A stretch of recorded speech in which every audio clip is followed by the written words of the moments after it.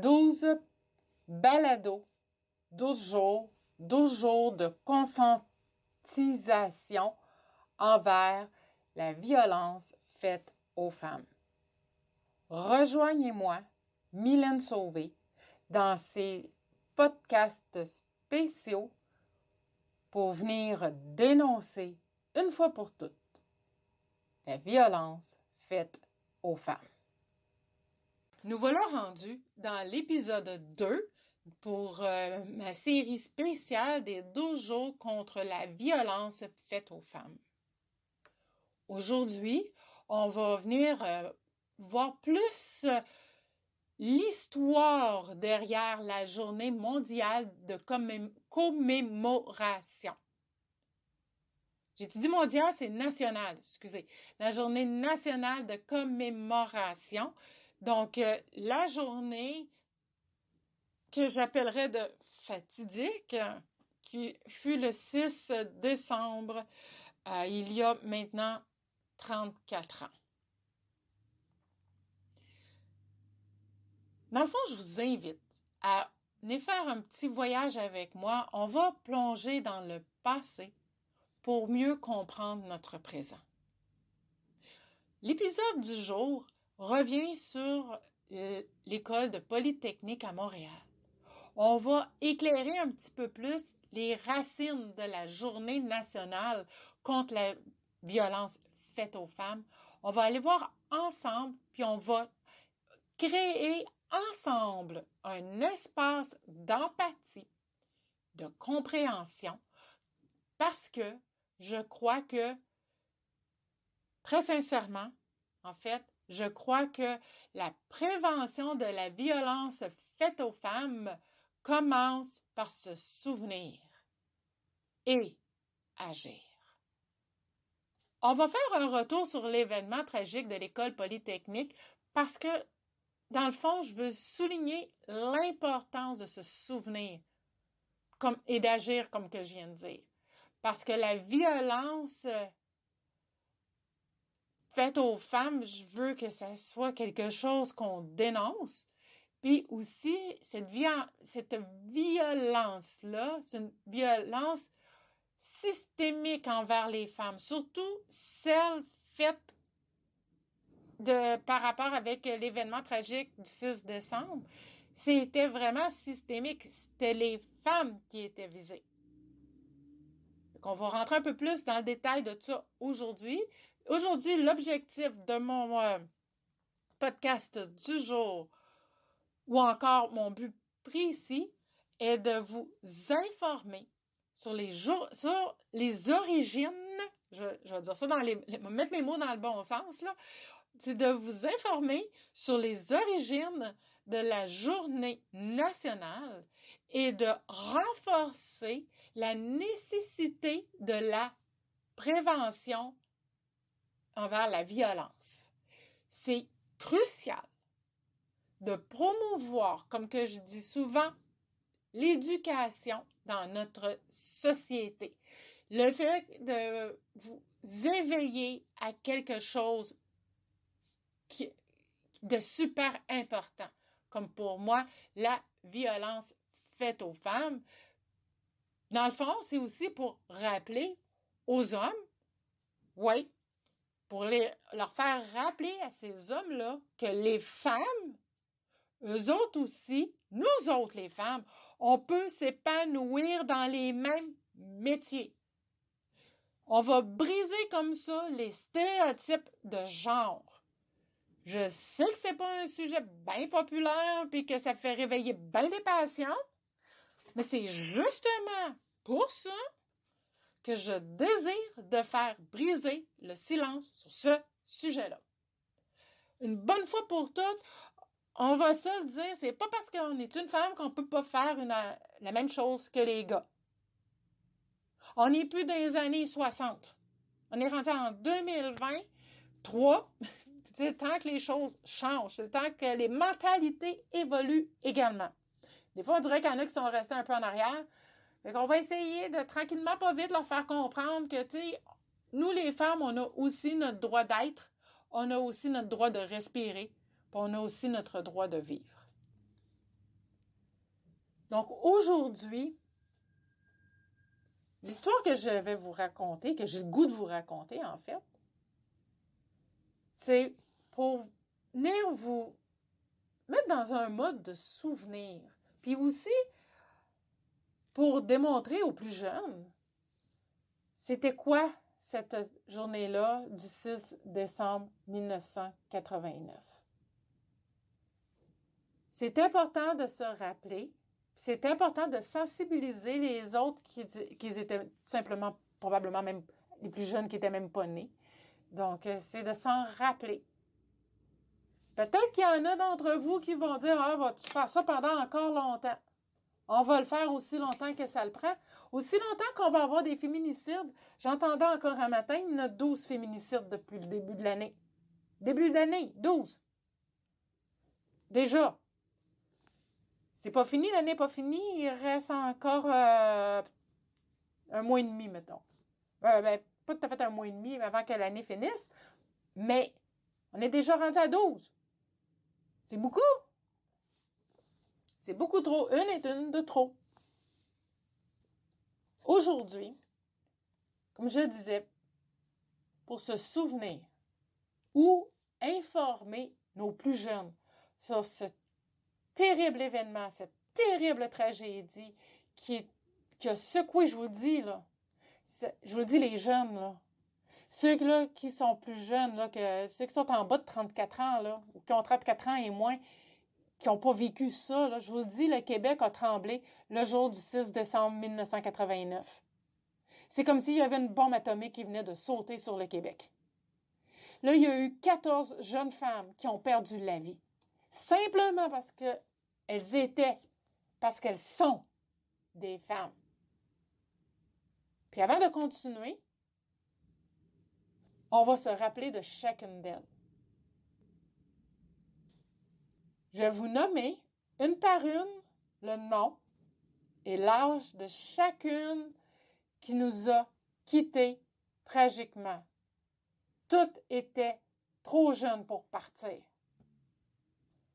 Comme on dit, elle a commencé dans la vie. Il était en train d'étudier pour un métier que probablement que ça les aspirait depuis toujours. Puis c'était ça qu'ils voulaient faire. Puis là, on venait de les arrêter drastiquement. Ils n'ont jamais pu, ces 14 femmes-là, n'ont jamais pu réaliser leur rêve d'elles aussi être ingénieures un jour. Ces femmes-là, il y avait la vie devant elles.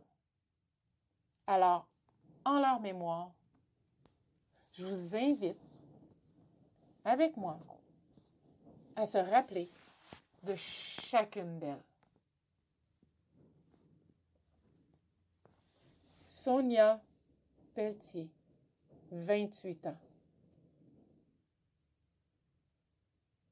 Anne-Marie Édouard, 21 ans. Anne-Marie Lemay, 22 ans. Annie Saint-Arnaud, 23 ans. Annie Turcotte, 20 ans.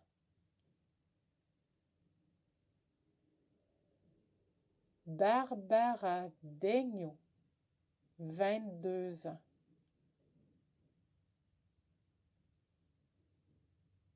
Barbara Klodnik, Widajewix, 31 ans.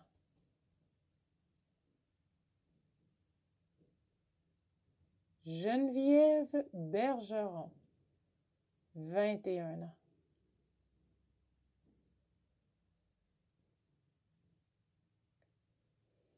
Hélène Colgan, 23 ans.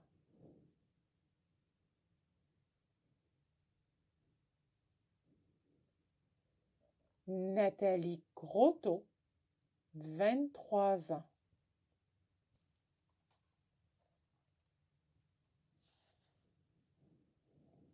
Michel Richard, 21 ans.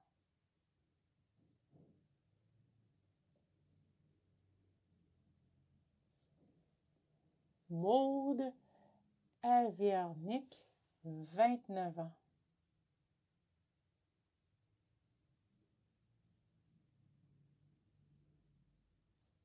Maryse Leclerc, 23 ans.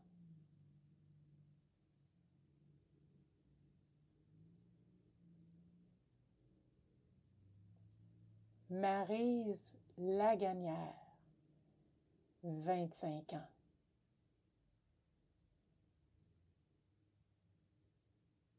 Je trouvais important de prendre un moment pour venir se remémorer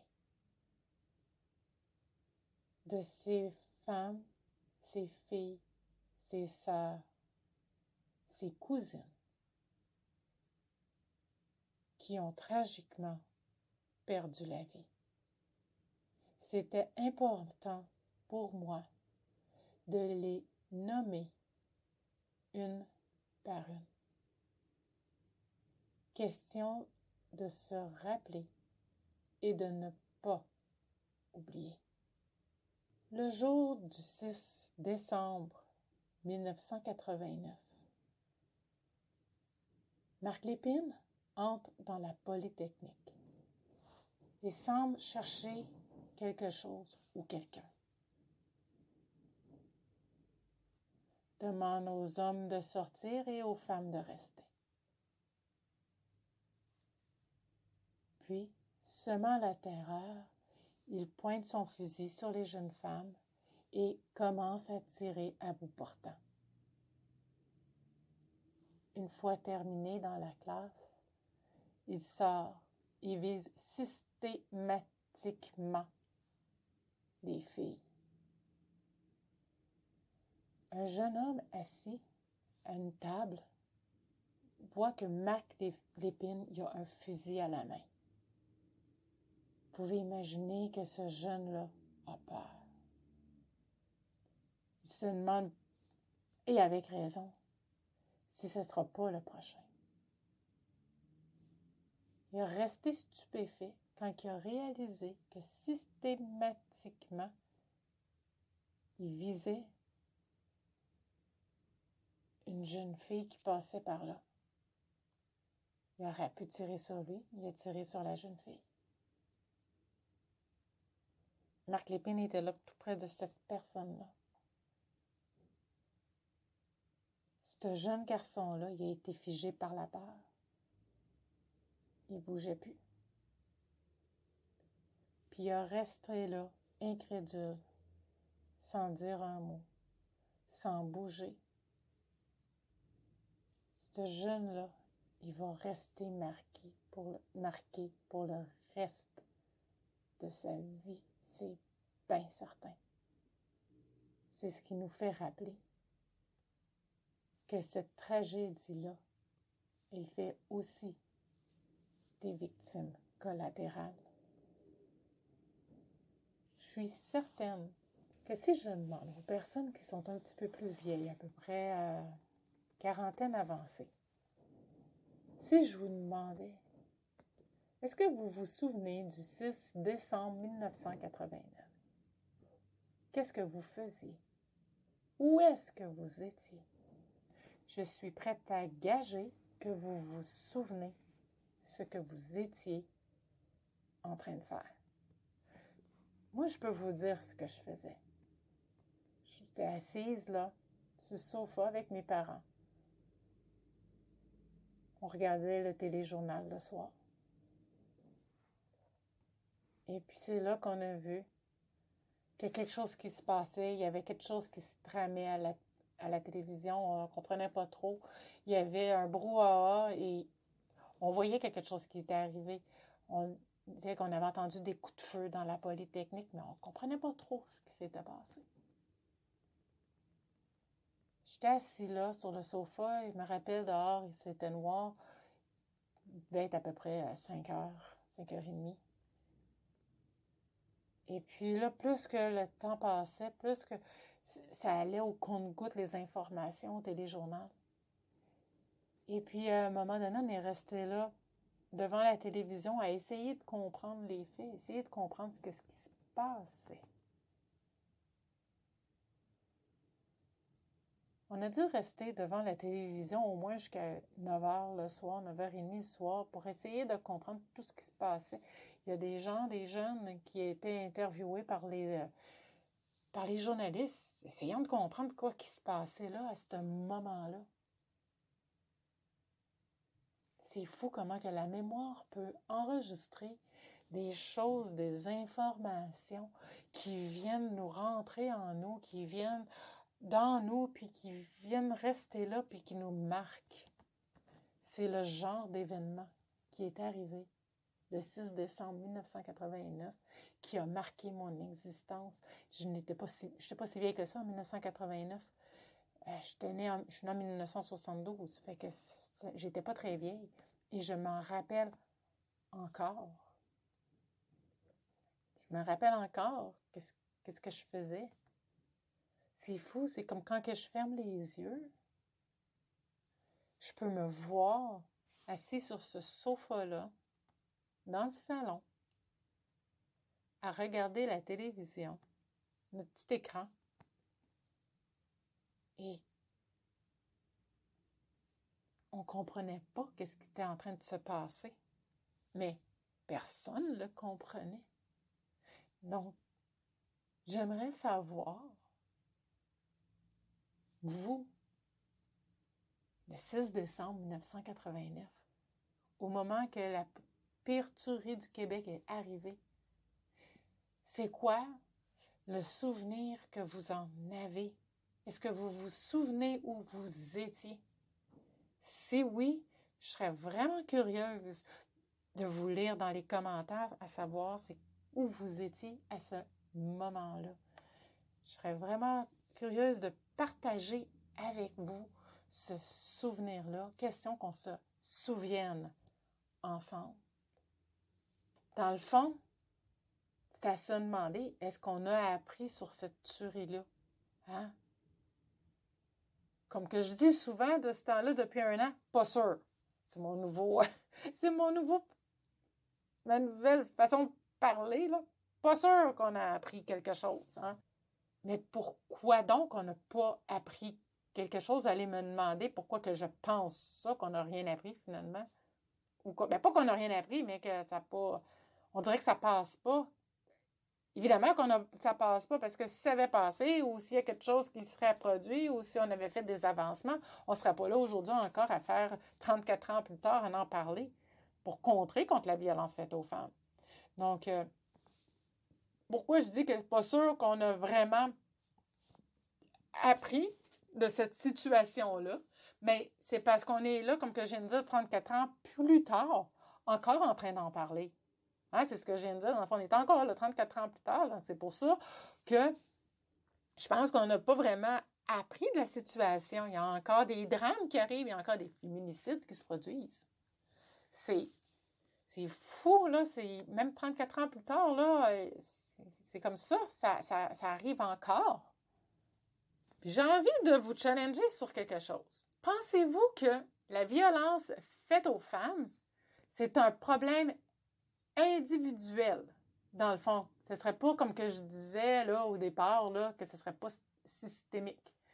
Est-ce que vous auriez été du genre à penser ça? Ben, j'ai le goût de vous répondre que oui, il y a eu la tuerie de Polytechnique qui remonte maintenant comme à 34 ans déjà. C'est fou, le temps passe tellement vite. Mais le problème des armes à feu, il est toujours bien présent parce que c'est ça, c'est comme je disais au départ, c'était avec armes à feu que c'est produit. Donc, le problème des armes à feu, encore aujourd'hui, il est présent. Puis, encore aujourd'hui, malheureusement, les femmes sont encore des victimes. On les entend probablement pas toutes, on n'entend probablement pas tout parler toutes, mais les statistiques sont là aussi. C'est encore des victimes, encore là, les femmes, plusieurs années plus tard. Encore aujourd'hui, les femmes se font assassiner parce qu'elles sont des femmes. Puis que sont aux prises avec un conjoint violent. Et je tiens à dire que ça se passe ici, au Québec. Oui, ça se passe dans d'autres pays aussi, dans le monde. Mais où que les femmes ne l'ont vraiment pas facile, comme en Iran. Mais ça se passe pas juste dans ces pays étrangers-là. Ça se passe aussi dans notre Québec.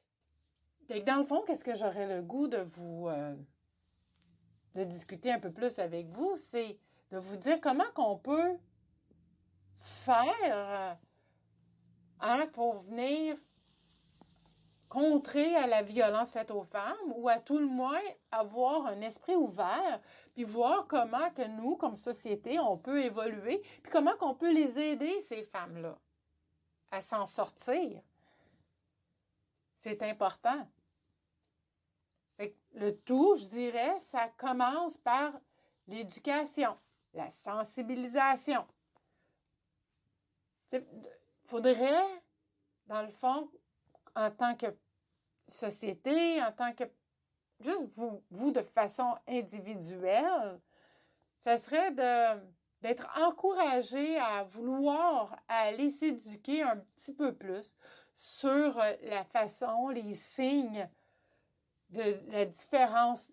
Excusez, on va mettre les mots dans l'ordre, d'aller voir, de vous informer, ça peut être sur Internet si vous voulez, des différents types de violences, les formes qu'elles peuvent prendre. Ça peut être différentes formes de violence conjugale. Hein? Parce que quand on arrive au féminicide, c'est la dernière étape dans le niveau de violence. Au début, on va avoir un genre d'escalade, si je peux m'exprimer ici. Donc, on va avoir au début, bien sûr qu'on va avoir la violence verbale et psychologique. Pourquoi que je dis bien sûr? Parce que entre vous et moi, là, si vous rencontrez un homme, une femme, mais ici, on va prendre un homme. Comme je disais au début, c'est mon expertise. Moi, je rencontre un homme dans la rue de mes matins, décide de commencer à le fréquenter, tout va bien. C'est bien certain que si ce monsieur-là que je rencontre a un caractère violent, il ne commencera pas la relation en me donnant un coup de poing dans le ventre ou en me causant un œil au beurre noir. Ça va arriver subtilement. Donc, c'est pour ça qu'il va avoir un genre d'escalade. Ça va monter graduellement. Parce qu'avant d'arriver au coup, vous allez voir, il y a la violence verbale, il y a la violence psychologique. Le contrôle va venir se rajouter là-dedans, la manipulation aussi. Puis un coup que la victime commence à être très bien isolée, là, la violence physique va embarquer. Ça peut être de la violence envers la personne, envers les objets. Et plus tard, il va y avoir la violence sexuelle aussi. Parce que c'est pas parce qu'on est en couple avec une personne qu'on ne peut pas avoir de violence sexuelle. Je dirais même bien au contraire. Même si on est en relation, on peut en être victime. Je m'explique. Si ton conjoint y arrive et il te dit ce soir, même pas ce soir, là, je veux qu'on fasse l'amour ensemble. Mais toi, ça ne te tente pas. Ça ne te tente pas, puis tu as droit. C'est ton droit de ne pas vouloir. Si tu lui dis non, pas maintenant, ça me tente pas. Tu sais, puis même que, tu sais, même pas besoin de donner d'excuses, t'as pas besoin de donner de raison. Non, c'est non. Et que lui, il insiste de l'avoir, cette relation sexuelle-là avec toi, juste là, c'est un abus sexuel, une violence sexuelle, même dans une relation. Ensuite va venir le féminicide ou l'homicide qui est le meurtre d'une femme qu'on a nommé plus récemment féminicide. Et si on continue avec l'escalade que je parlais, Ben, au même niveau que le féminicide, on va avoir le suicide de la personne qui est victime de violence conjugale. Donc, pour éviter tout ça, pour éviter d'en arriver au féminicide, c'est important de bien connaître tous les aspects, tous les rouages de la violence conjugale. Donc, je vous invite vraiment à aller en profondeur, comprendre un peu plus comment que ça se passe dans une dynamique de violence conjugale. Parce qu'aborder une victime qui est victime de violence conjugale n'est pas si simple que ça. Je dois vous le dire tout de suite. Elle va penser que tout le monde est contre elle. Puis, parce qu'il va lui avoir tellement dit souvent son conjoint contrôlant, il n'y a personne d'autre que moi qui peut s'occuper de toi, il n'y a personne d'autre que moi qui peut t'aimer comme que je t'aime, il n'y a personne d'autre que moi qui veut avoir ton bien comme que moi je le veux ton bien. Donc, quand elle se fait dire ça à maintes et maintes reprises, elle finit par le croire. Puis là, elle va penser qu'il n'y a pas personne d'autre que lui qui va pouvoir l'aider. Et c'est un fait. Donc, il faut savoir comment bien communiquer avec ces personnes-là. Et puis ça, ben, c'est quelque chose que je peux venir vous aider si jamais vous avez besoin d'aide. Sachez que je suis une ressource pour pouvoir venir vous aider à parler avec une victime. Une autre chose que vous pourriez faire, à part de venir vous éduquer sur et sensibiliser à la cause de la violence faite aux femmes, on pourrait créer, que ce soit avec la société, si le cœur vous en dit, ben on pouvait créer des genres de réseaux de soutien. On voit ça aussi sur des groupes Facebook, des gens qui se soutiennent. Ça, c'est pour faciliter l'échange entre les personnes qui sont victimes. Ça peut être dans la communauté, dans votre petit patelin, dans votre communauté locale, pas besoin d'aller bien loin. Ça va permettre aux victimes de pouvoir venir partager ensemble leur expérience, puis surtout, se soutenir mutuellement. Savoir pour une victime qu'il y en a d'autres qui ont vécu la même chose qu'elle peut s'avérer une grande source d'aide. Je vous le dis, quand j'ai su qu'il y en avait d'autres qui avaient vécu la même chose que moi, ça a été une grande libération pour moi. On peut être tout simplement, comme je disais tantôt, être à l'écoute, hein? Avoir une écoute active. On peut apprendre ça, à être des bons écoutants pour la victime. Apprendre à écouter activement, mais vraiment écouter. Parce que souvent, les victimes, ben, ils n'oseront pas parler. Un peu pour les raisons que je vous ai dit tantôt. Le conjoint contrôlant, le conjoint violent va les avoir tellement mis dans leur tête que je suis qui peut les aider et ils ne penseront pas à aller voir les autres. Ça ne sera pas naturel. Mais juste d'être là, juste d'être à l'écoute, d'être quelqu'un d'attentif pour eux. Je vous le dis, là, ça peut faire une énorme différence dans la vie d'une victime. Savoir qu'il y a quelqu'un qui est là pour nous soutenir, c'est très, très sécurisant pour une victime. Si jamais vous offrez votre aide à une victime et que la victime vous tourne le dos, prenez le pas personnel. Vous ne savez pas c'est quoi qu'elle est en train de vivre l'autre bord de la porte fermée derrière les rideaux. Et ce n'est pas une figure de style ici. C'est la porte fermée derrière les rideaux. Croyez-en, mon expérience personnelle, c'était comme ça. La porte fermée derrière les rideaux. Il faisait noir dans la maison. J'étais dans la noirceur la plus totale. J'avais le malheur d'ouvrir les rideaux pour faire un peu de clarté. Je me le faisais réprimander. Je laissais les rideaux fermés pour éviter une chicane, mais il y en avait d'autres chicanes.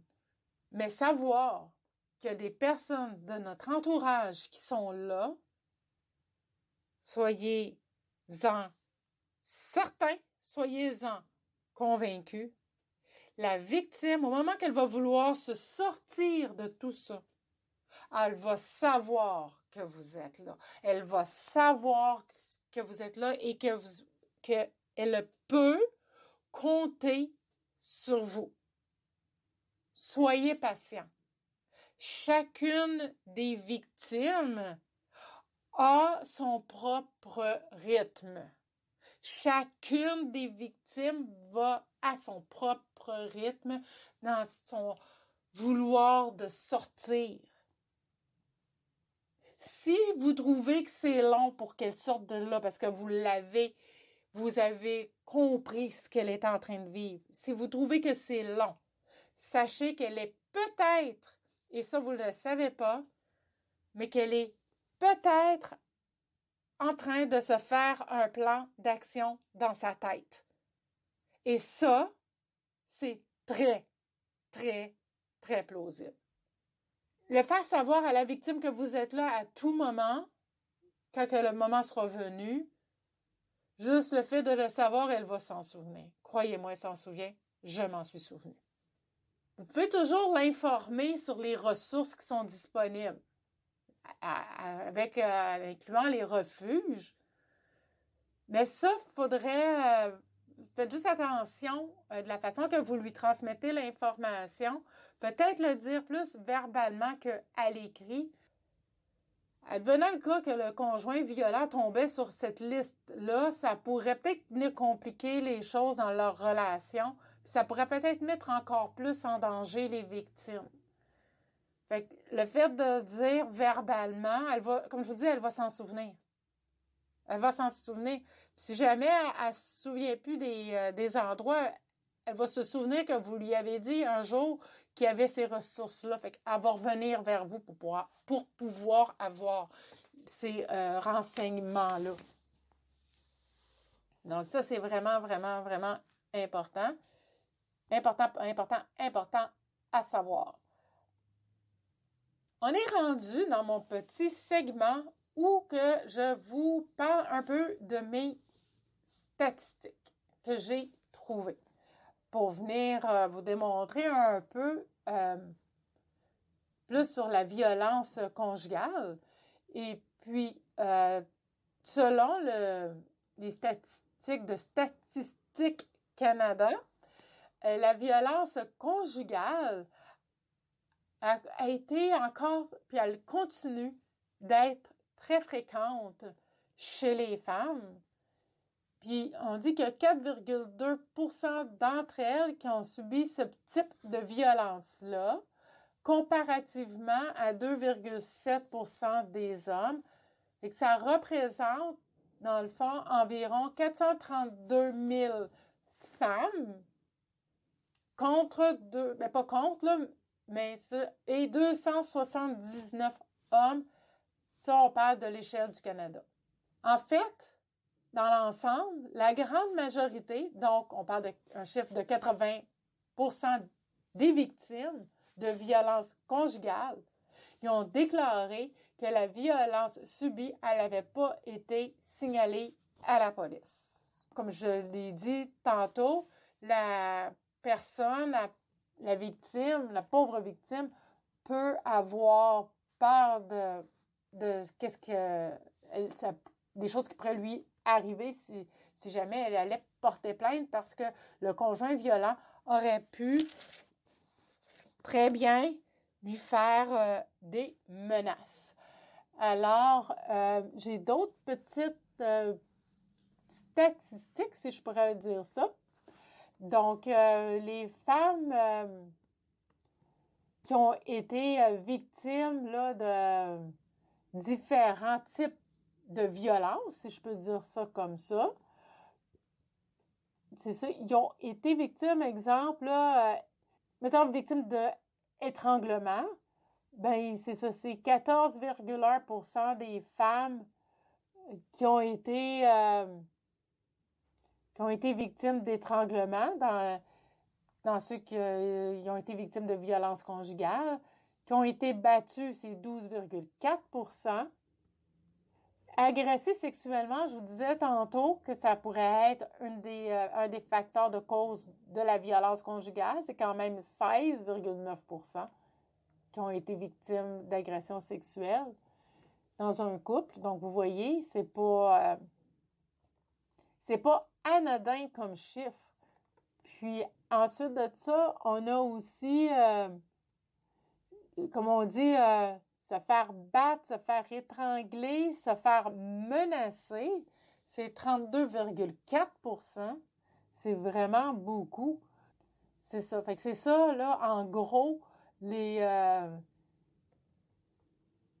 Ah oui, puis il y a aussi menacer de frapper avec le poing, parce que comme je vous disais, il y a des menaces aussi qui sont proférées. Donc ça, c'est 51,4%. C'est beaucoup. C'est vraiment beaucoup. Fait que dans le fond, qu'est-ce qu'on peut faire pour aider à prévenir, pour aider la prévention, pour contrer la violence faite aux femmes, bien, pour contribuer à la prévention de la violence faite aux femmes, on peut, dans le fond, s'engager à soutenir activement des programmes et des initiatives qui visent à sensibiliser, à éduquer, puis à fournir des bonnes ressources aux victimes. Comment vous pouvez faire ça? Ça peut être en participant à des campagnes locales, s'il y en a dans votre coin, puis peut-être offrir de votre temps à des organismes qui sont en soutien avec la violence faite aux femmes. Ou, comme que je disais auparavant, bien, partager les ressources utiles sur les réseaux sociaux. Ce serait une idée. Parce que chaque action posée compte dans la construction d'un monde plus sûr et plus égalitaire. Et je rajouterais qu'il n'y a pas de petites actions. Chaque action compte. Elle ne se mesure pas par la grandeur ou par le nombre d'investissements en argent qu'on met dedans. Chaque action, aussi petite soit-elle, est importante pour venir en aide aux victimes de la violence conjugale et pour aider à aller ensemble vers un monde meilleur, un monde sans violence. Je vous remercie de m'avoir écouté encore une fois aujourd'hui. Je vous invite à rester à l'écoute parce que demain, c'est un autre jour, comme on dit, et on va être rendu au jour 3. Donc, on va aller voir un petit peu plus en détail au niveau des statistiques actuelles sur la violence faite aux femmes pour vous démontrer que, pas que ça stagne, mais que c'est encore là, c'est encore bien présent et que c'est important de parler de tout ça, ce qui a trait à la violence faite aux femmes. Si le cœur vous en dit, j'ai mon livre La guerrière, le combat d'une femme pour sa liberté que je vous offre au prix de 17 $. Il y a $1 qui va aller dans une maison pour femmes victimes de violences conjugales. Et puis, ça, c'est chaque dollar. Ce que je voulais dire, chaque dollar va être... $1 va être remis, pas chaque dollar, mais $1 va être remis au Centre de femmes victimes de violences conjugales. Et aussi, en commandant mon livre, vous allez, via le lien que je vais vous transmettre dans les commentaires de ce podcast, vous allez voir, je vais vous mettre un lien et ce lien-là vous permettra d'avoir mon livre version papier. Donc, j'ai des copies ici à la maison, version papier. Alors, si jamais c'est quelque chose qui vous intéresse, que vous adorez lire un vrai livre et que vous êtes nostalgique et que vous aimez rouvrir un livre et tourner les pages, j'en ai quelques copies ici en ma présence que je peux vous faire parvenir. Et ça va me faire plaisir. Alors, en même temps, ça m'encourage et ça encourage une maison pour femmes victimes de violences conjugales. Je vous remercie infiniment du temps que vous m'avez accordé encore une fois aujourd'hui et on se dit à demain pour un prochain épisode pour continuer notre belle sensibilisation à la violence faite aux femmes. Prenez soin de vous. À demain.